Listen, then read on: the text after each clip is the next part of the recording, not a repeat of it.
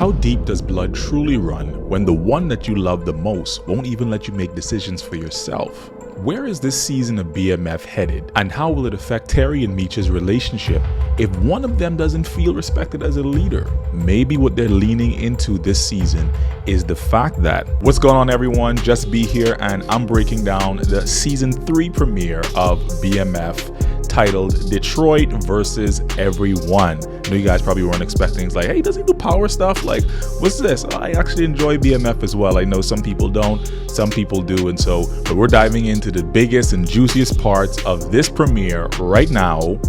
Let's go. So this episode begins with a flash forward similar to how it's been done with each season of BMF so far, but this time we are in 2007, which is 2 years after future Terry got arrested at home with his crew, of course, in 2005 by future Detective Brian of all people. Meech and Terry, they haven't spoken in about 2 years and end up in the same cell with each other and start to talk over the plan of how they'll get out of this. Meech tells Terry that he'll take the rap for everything through the plea deal, while Terry tells him that he prefers to go to trial, and they get into it. This scene ends up setting up what we can maybe anticipate for this season, for there's a strong difference of opinion on how things will be ran moving forward, and we do see that play out. Next, we pick up on the aftermath of the cliffhanger from the season 2 finale, where Saint, who is also played by DC Young Fly, remember that he worked for Boom, who is Marquisha's husband, and he pulled up firing at them while they were stopped at the traffic light. And so we were left not knowing what the outcome was. So she's rushed to the hospital, and ultimately, of course, she pulls through, and Terry surprisingly does not catch any bullets as well. He then makes a plan with his crew to get rid of Saint, and Meech, all the way in Atlanta now, gets a whisper of this plan from another soldier of theirs, Sterl. So he gets Sterl to deal with Saint and not Terry, because Meech thinks it's way too risky for Terry to take that on and get caught up in. So eventually Terry learns about this and confronts Sterl about it, who also tells him that, look, it was Meech's call, right? And that's what bosses like him shouldn't be dealing with anyway. That's like lower level stuff, right? We take care of that. So Terry and Meech eventually talk it out over the phone, and they settle the difference on that. But I personally still think that he should have handled his own business with something like that in particular, because that's personal. That was a personal attack. You know, you came at my lady and me while we were in the car because your man sent you because he felt some kind of way about us being together, of course, and the fact that I took his girl. So that's personal. You take care of that on your own as far as I see it. But I could see moves like this continuing to happen, particularly this season, where Meech calls the shots wherever he might be, and that makes Terry feel as if he has no say or is actually in charge because it doesn't work for him. So this point's also emphasized when we see Terry tell the BMF crew who's still in Detroit that they need to move out of the record shop and into a new spot for cleaning the money, which is a restaurant that he bought, because the record shop, of course, was Meech's idea for cleaning things in the first place.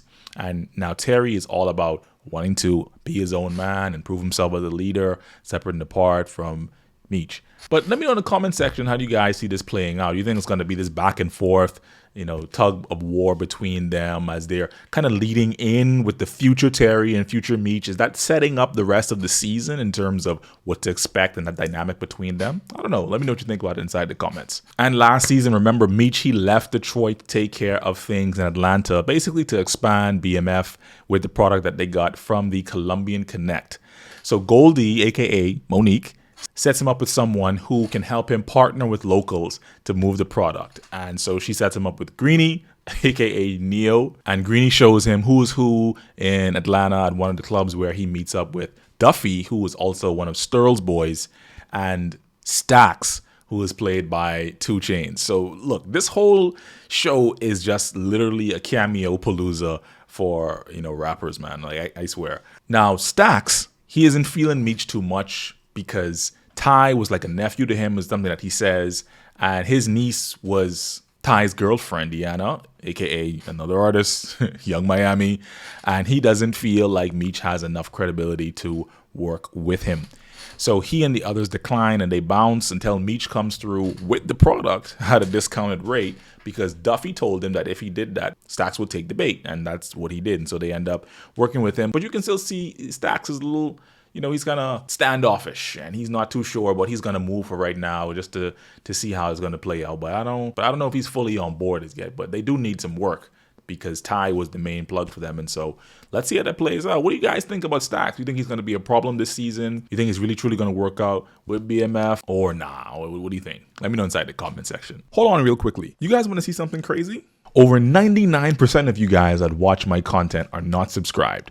So I'm asking real quickly, if you don't mind, just hit the like button and hit subscribe real quickly. I'd love to keep on giving this content to you guys and lets me know that people actually are interested. Feel free to do that, man. Really appreciate it a lot. Would help me out a long way in growing my small channel. Thanks. Now back to the video. Now back at home, cheating Charles is trying to make it up to Lucille after he had an affair with Mabel, and she tells him that he needs to leave as she does not feel safe in his arms anymore after the affair. But he lets her know that, look, this is my house too, right? And plus, we broke. Like, I can't afford to move out into some other apartment and rent something right now. And so she understands and tells him to sleep on the couch for now. And he does that until she tells him to actually move to Terry's room later on in the episode, because he comes home with Markeisha from the hospital, who they need to stay there for the night, because he lets everyone know that he's moving out with her because he's tired of being basically treated like a child, essentially.